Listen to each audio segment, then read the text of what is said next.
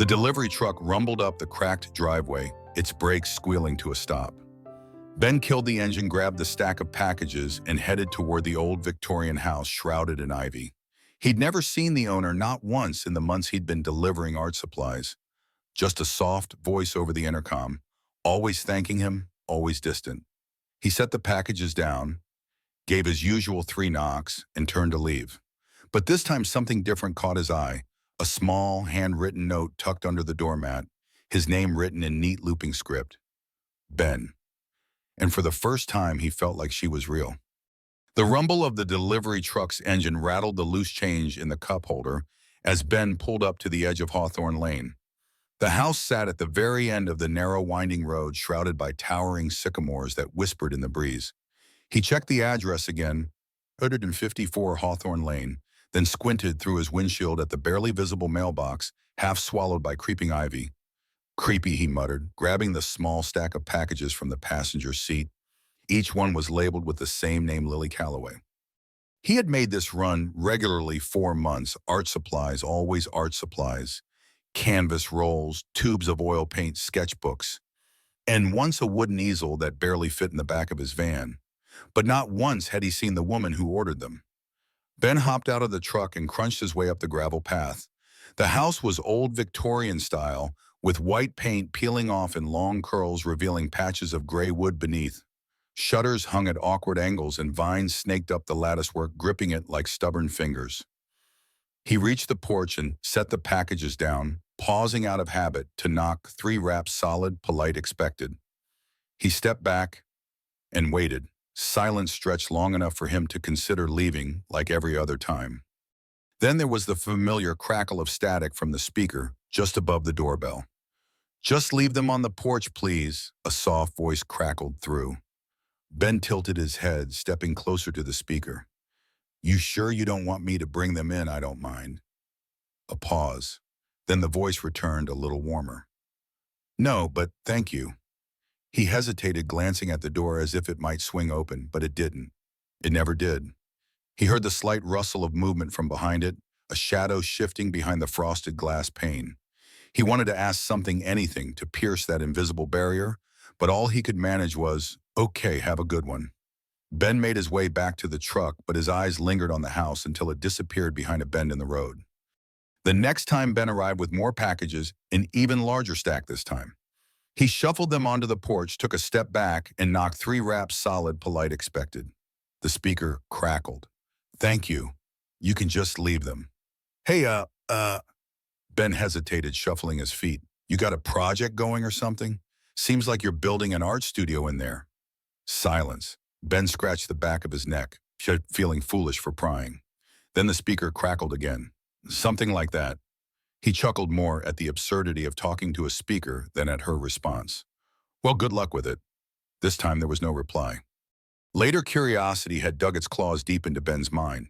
He had looked up the name Lily Calloway, but found nothing.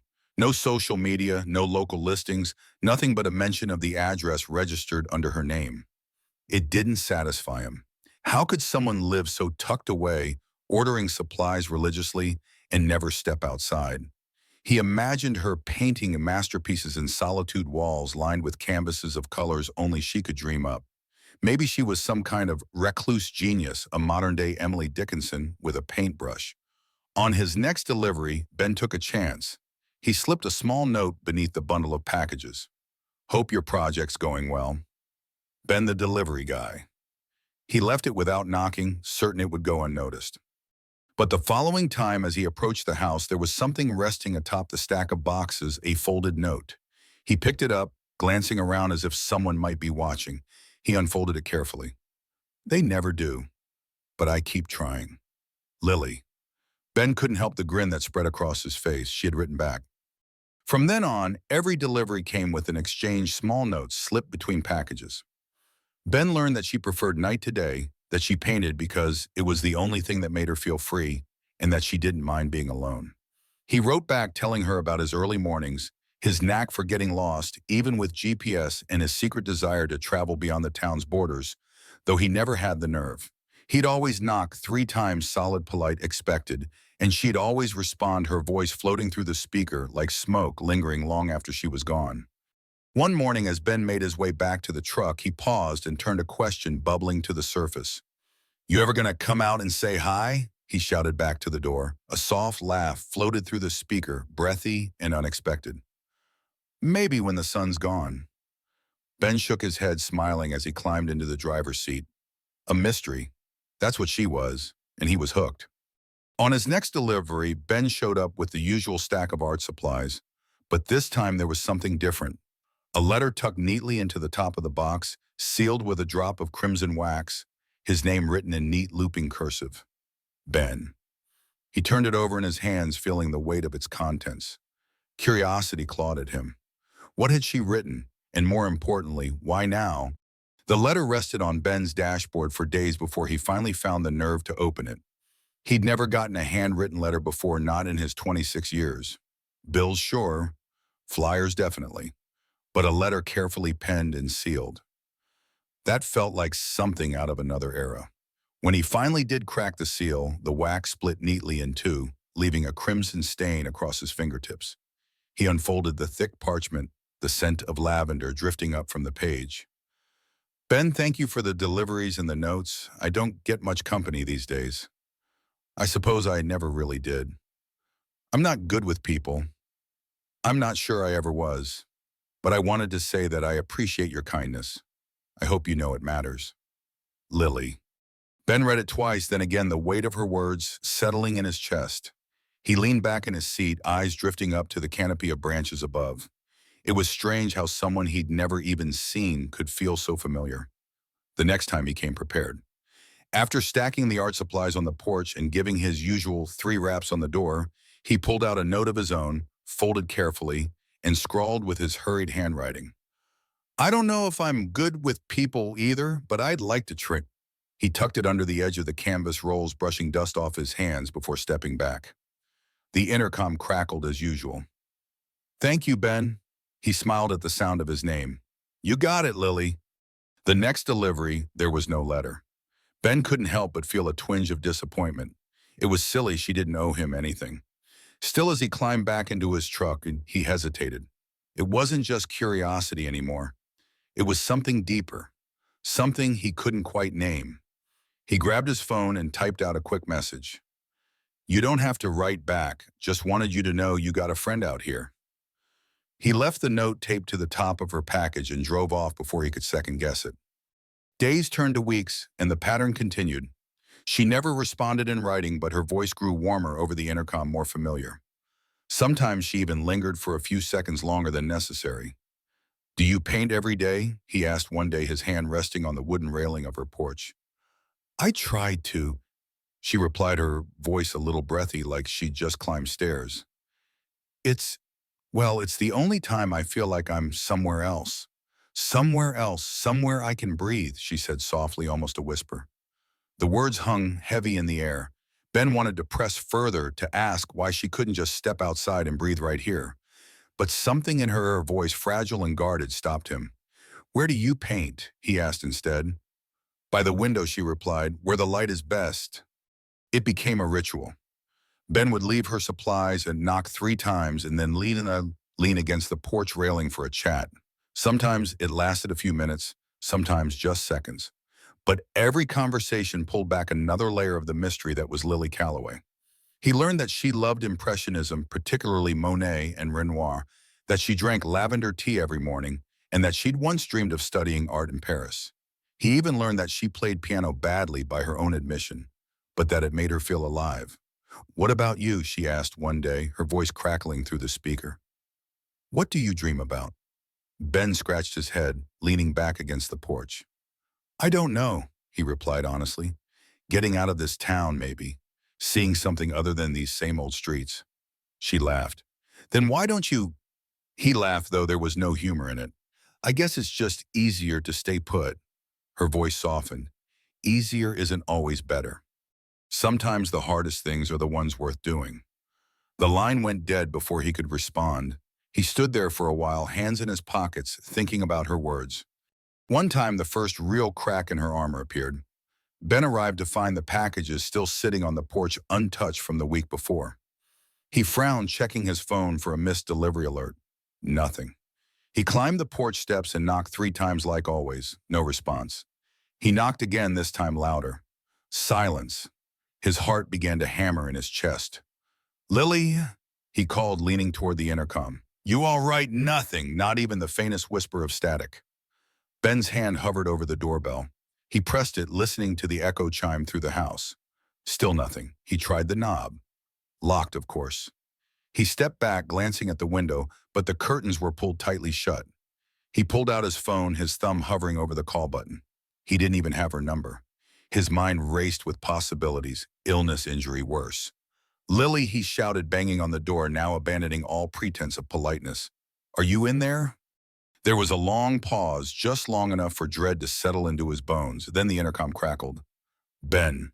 Her voice was barely a whisper, hoarse and strained. He exhaled sharply, relief crashing through him. Yeah, I'm here."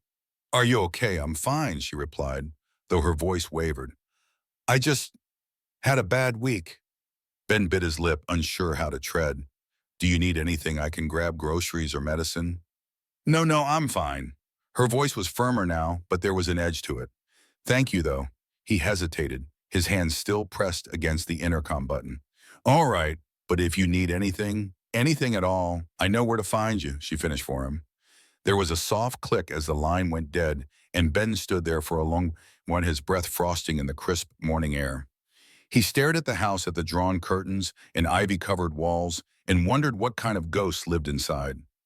The next time the packages were gone from the porch, he almost didn't believe it at first, thinking he must have come to the wrong house. But no, there was the broken shingle he always avoided and the familiar creak of the wooden step beneath his boots. He knocked, his heart fluttering in his chest. She answered on the first rap. "Thank you for the delivery." He exhaled, tension leaving his shoulders. "Good to hear your voice," he said, letting the words tumble out. He heard her chuckle softly through the speaker. "I'm still here," she replied. And for the first time, Ben believed it. The following week, Ben arrived with the usual stack of supplies, but this time there was something different. A package carefully wrapped in brown paper with his name written across the top in delicate looping script. Ben. He lifted it from the pile, inspecting it from all angles. It was light, but something firm rested inside. He glanced back at the door, then down at the package. Whatever it was, it felt like the beginning of an answer. The package felt heavier than it should have, not by weight, but by consequence. Ben carried it to his truck and set it gently on the passenger seat, his hands lingering on the coarse brown paper. His name, scrawled in looping cursive, stared back at him, daring him to open it. For a long moment, he simply sat there, engine off, fingers drumming the steering wheel. Finally, he tore the paper, carefully revealing a flat wooden frame beneath. It was wrapped in soft linen, the corners neatly folded. He peeled the fabric back, his breath catching when he saw what lay beneath. It was a painting. Vibrant strokes of color spilled across the canvas, a chaotic, yet deliberate, a scene of the old Victorian house, but not the way it looked now. This version was alive, radiant. The white paint was pristine, the shutters straightened, flowers blossoming along the porch rail. He could almost feel the sunlight warming the shingles, the breeze stirring the hanging ferns. It was perfect. At the bottom, in tiny letters, it read, "For the friend who brings color to my doorstep. Lily." Ben swallowed hard, his eyes lingering on the painted window panes. They were thrown open, white curtains billowing outward as if greeting the world. He stared at it, absorbing every detail, every brushstroke that spoke of hope and possibility. He set the painting gently back on the seat, his mind spinning with questions. The house had never looked like that, not in all the months he'd been coming. And the windows, they were always shut, always. He started the engine and pulled away from the curb, but the image clung to him. He couldn't shake the feeling that the painting wasn't just a thank you. It was a glimpse of something deeper, of what Lily wanted her world to be, or maybe what it used to be. The next time Ben arrived with more packages, he unloaded them onto the porch, his eyes drifting to the windows, now draped with heavy curtains. He knocked 3 times, solid, polite, expected. The speaker crackled. "Thank you, Ben. Got your painting," he replied, his hand still resting on the wood of the porch railing. "It's beautiful." A pause, then her voice soft and distant. I'm glad you liked it. It looks different than the real thing. He continued, his words careful probing. Like it used to be brighter. Another pause, this one longer.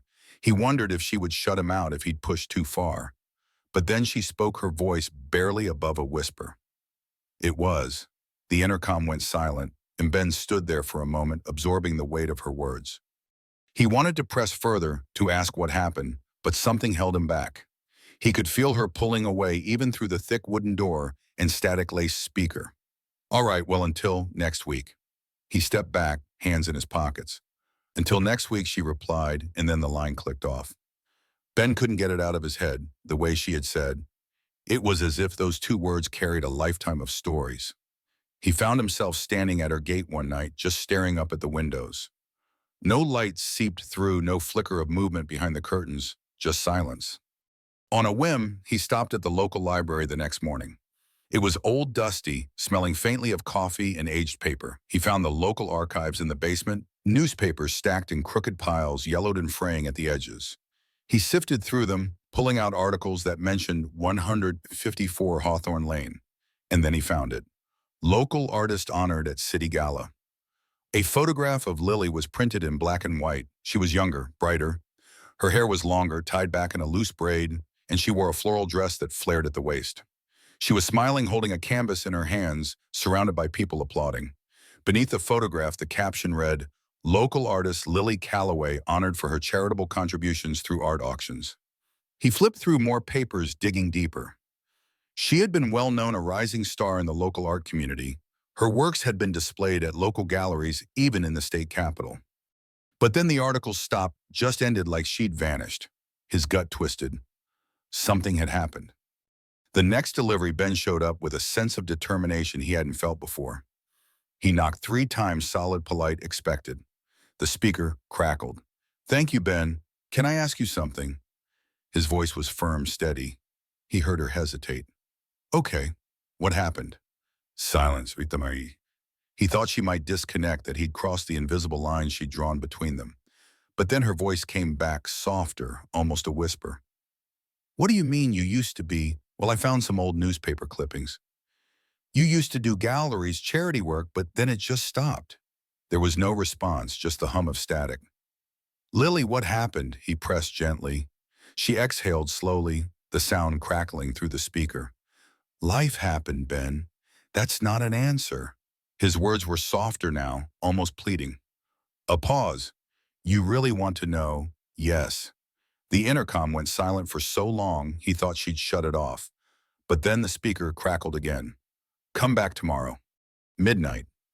He barely slept that night. He arrived 10 minutes early, his breath visible in the cold air. The porch light flickered on as he approached, casting a long shadow across the worn wooden boards. He knocked 3 times, more out of habit than necessity.